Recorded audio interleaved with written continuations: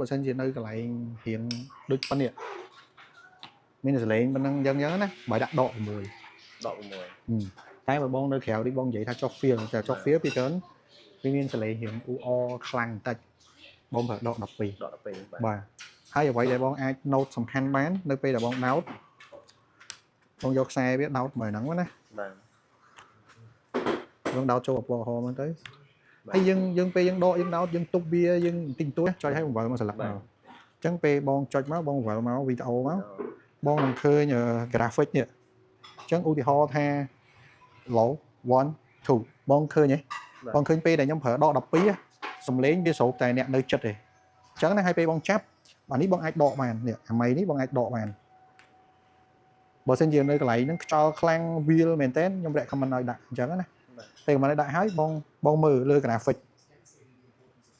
បងឃើញពេលដែលយើង set ពេលដែលថ្លង់ដូចសលេងហ្នឹងបើខ្ញុំនៅក្នុងប៉ុណ្ណឹងខ្ញុំដាក់ដក12ពេល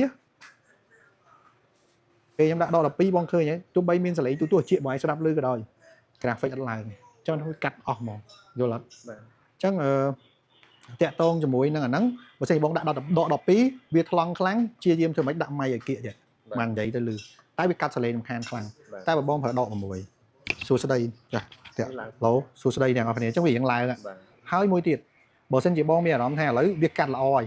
តែបងចង់ឲ្យវាខ្លាំងបន្តិចបងមិនបាច់តឡើង volume នេះទេបងប្រើ master volume ក្នុងកាមេរ៉ាបងឯងមកដើម្បីសេរី master volume ហ្នឹងបងចុច menu មកនេះបងចុច menu មកអូយក red level នេះបាទអញ្ចឹងបងផ្ទៀងផ្ទាត់ដោយការមើលខ្ញុំនិយាយប៉ុណ្ណឹងសួស្ដីអ្នកទាំងអស់គ្នាឥឡូវវាឡើងប៉ុណ្ណឹងណាបាទអញ្ចឹងយើងសាកឡើងវាមួយកម្មសួស្ដីអ្នកទាំងអស់គ្នាសួស្ដីអ្នកទាំងអស់គ្នាសួស្ដីអ្នកទាំងអស់គ្នាសួស្ដីអ្នកទាំងអស់គ្នាអូខេអញ្ចឹងយើងដាក់ត្រឹមដក12ហ្នឹងទៅពេលដែលយើងនិយាយទៅទី1សលេងយើងល្អទី2វាកាត់សំឡេងរំខានបានច្រើនប៉ុណ្ណឹងអញ្ចឹងឥឡូវខ្ញុំ set ប៉ុណ្ណឹងឲ្យបងឲ្យខ្លាំងឬមិនខ្លាំងបងសេរីលើនេះហើយបើសិនជាបងចង់ control volume បាន